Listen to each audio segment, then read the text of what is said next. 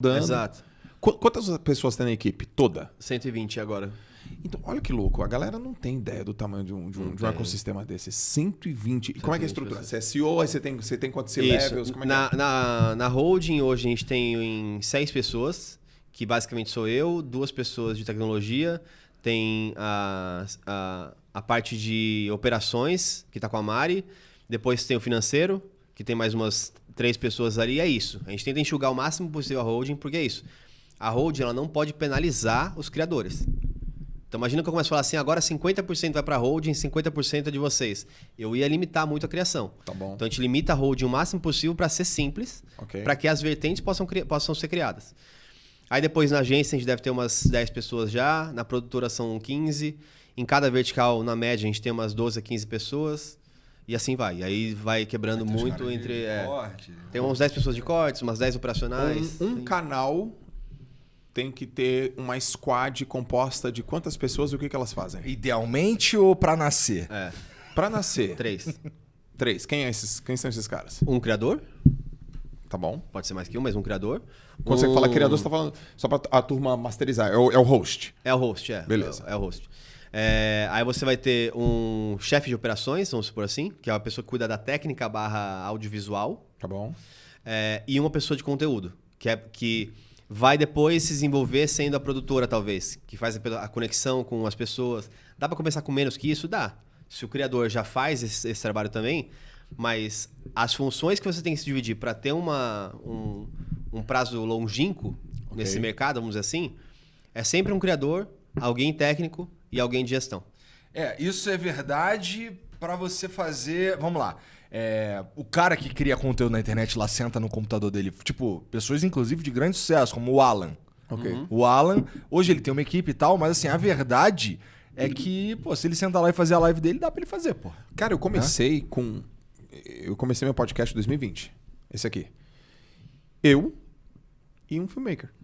É isso. Era eu falando. Como o programa funciona? Chamava as pessoas, criava a pauta e tal. E um filmmaker, que é o Juan, lá em Santos. E a ajuda da Fernanda também, que é uma designer. 3 pessoas, cara. Se você... Dá pra você fazer também... Vamos, sim, claro, se não for ao vivo. Se não for ao vivo, você vai ter uma limitação mais técnica do que, na minha opinião, do que de número de pessoas. Porque, vamos lá, eu acho que eu conseguiria fazer um programa... Vamos lá, falando especificamente do que eu faço hoje. Gravado eu sozinho. Por quê? Não com a qualidade que tá? Mas, por exemplo, eu boto as câmeras ali, boto pra gravar, faço aqui, depois eu pego tudo, edito, posto lá, usando as minhas estratégias e tal. Dá pra um cara só fazer. Dá. Mas não é assim, não é com qualidade e nem com sanidade. Mas dá pra começar. Dá pra começar. Dá pra começar. O cara sentiu um pouquinho. Dá. E no ideal, hoje? Então, aí depende muito. Porque o ideal já seriam esses 3, vai depender muito do perfil das pessoas. Fala como é que é o flow pra ele, vai. O flow vai ter... O flow tem eu de host, né? O Jean, o operador. O Jean, que com todo respeito, mas pra mim é o melhor que existe nessa parada, assim, de verdade, o moleque, ele é mágico. Ele vai fazer um estágio com esse cara, ele pega... Já falou, né? Ele tem vamos lá. De falar que o Jean tem um timing perfeito, impecável... É o magrinho? Conheci. Bigodão. É ele mesmo. Dizer que ele tem um timing impecável pra troca de câmeras é pouco, tá ligado? O moleque, ele é... Ninja. Sensacional, ele é ninja. E assim, vai além do que apenas trocar de câmera ou ter o feeling, ter o timing, não sei o quê. Ele tem uma pegada artística da coisa, que eu tava falando pra ele, que é muito rara, que eu falei, quando de começar, eu falei, cara, como é bonita aqui a iluminação, a imagem e tudo mais. A luz top. Sim, sensacional. Eu falei, cara, é raro ver isso, porque assim, as pessoas em geral, elas não têm um porquê artístico das coisas. Vem cá mostrar tua carinha aqui rapidinho pra galera te conhecer. Ó quem deixa bonito aqui, ó. O podcast, já deu uma bicuda. Anderson Medrada. Aí, ó. Esse é o cara, ó. Que elogio legal dos caras, né? Mas é de verdade. Falei pra ele antes de começar sem nada. Esse moleque é bom mesmo.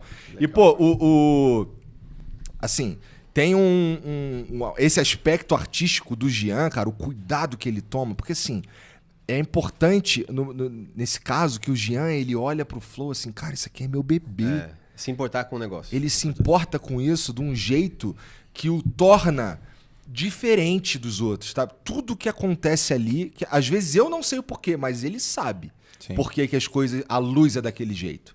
Ele sabe por que usa aquela lente, tá ligado? Então tem um cuidado ali diferente. Então, na minha opinião, o Jean é o melhor que existe nessa parada de coração. E não é porque ele tá comigo, não. É porque o moleque é bom, cara. Sim. É difícil você ver um programa com o cuidado que ele tem e com a habilidade que ele faz a parada. É Sim. impressionante, de verdade. Eu fico impressionado. Ele consegue pegar um... Por exemplo, às vezes eu não tô falando nada.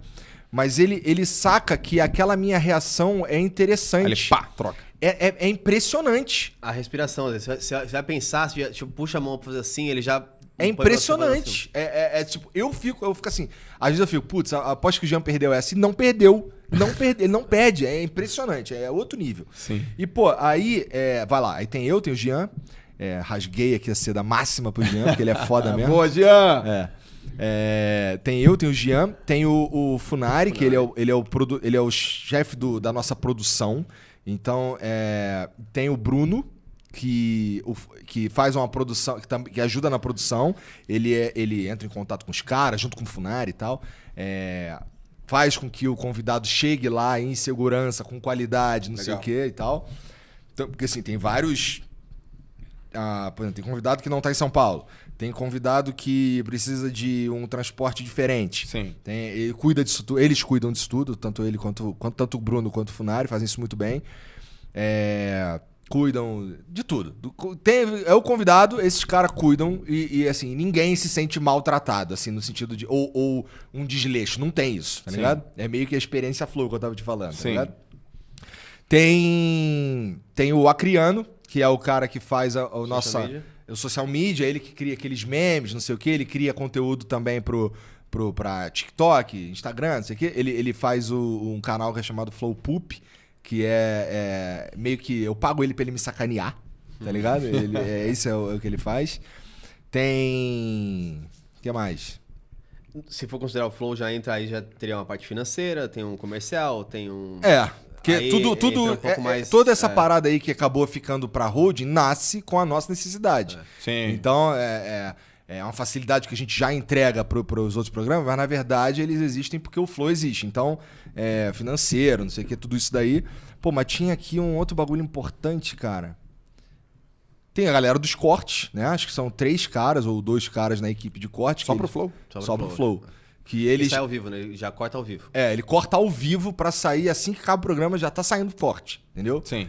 Então, porque assim, geralmente são coisas de relevância, que tem gente fazendo a mesma coisa, outros canais que não são nossos fazendo a mesma coisa. Então, a gente compete com eles, porque a gente não os limita. O único limite que tem é o que a gente tem também, que não é nem uma vontade nossa. É o YouTube...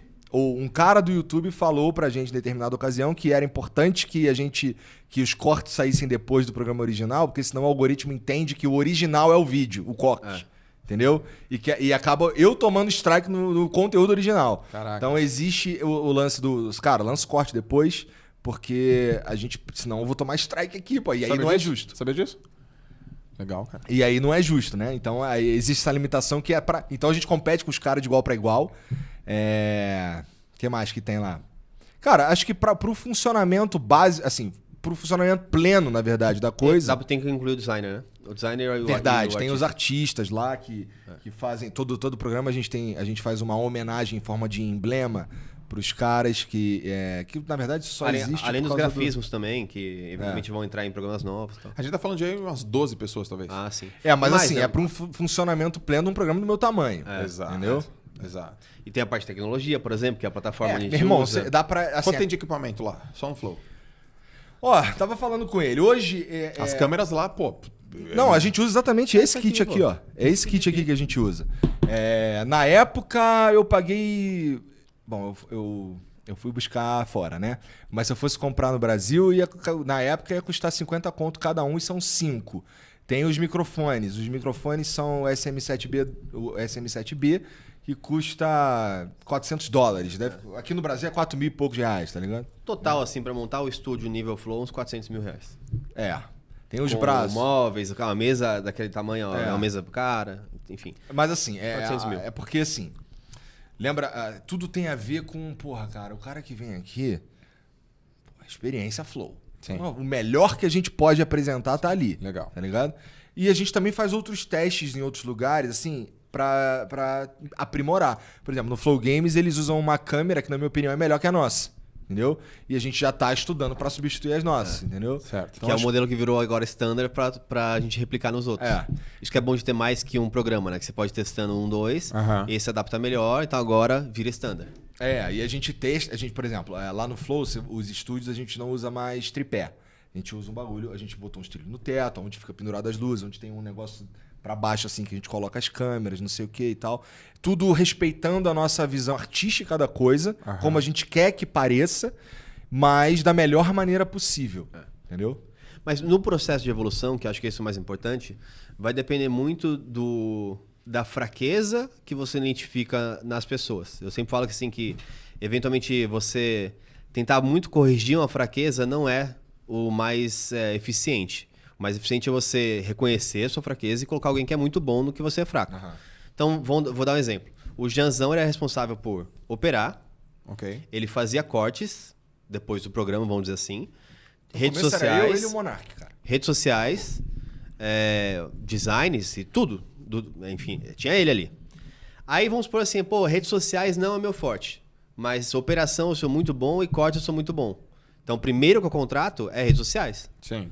Que é alguém que vai entender um pouco mais de SEO, por exemplo, que ele não entendia tão bem, ou outras coisas. Aí depois, o Jean teve um benefício, talvez, que é o benefício de ser o primeiro, que foi poder sempre escolher onde ele estava indo. Então, ele, por exemplo, ele poderia ter uma função muito mais hoje só gerencial, se ele quisesse, mas ele quer estar no Flow. Então, ele ainda opera lá porque ele... E ai de você, Janzão. Ai de você, irmão. Eu falei pra ele já. Então, depende muito. Mando te buscar. Quando a gente hoje, né, contrata na base inicial, a gente tenta pegar esse modelo que é o modelo mais coringa. Então a gente ensina o básico de todas as funções. Tá bom. Porque aí eu vou começar no Critique Podcast, eu vou começar um programa pequeno novo. O operador deveria saber operar, cortar e fazer o básico de redes sociais. Isso vai ganhando casca, aí ele vai se desenvolvendo em alguma área específica. E vamos supor que ele se desenvolveu super. Ele foi fazer treinamento de marketing digital, de tudo, e ele virou um cara muito bom para redes sociais. Então tá bom, o próximo que vem como operador e ele começa a fazer a parte de redes sociais. Então é assim que esses movimentos vão acontecendo, a gente sair do zero, uma pessoa, para ter cada vez mais pessoas. A gente está agora buscando pessoas que lidam e trabalham com AI. Você vai ter uma pessoa dessa num podcast inicial? Não. Mas o que a gente quer fazer é, sentindo a dor geral, eu crio uma série de ferramentas com AI que depois os outros vão poder só replicar. Aliás, vocês têm ferramenta própria, né? Temos a NV também.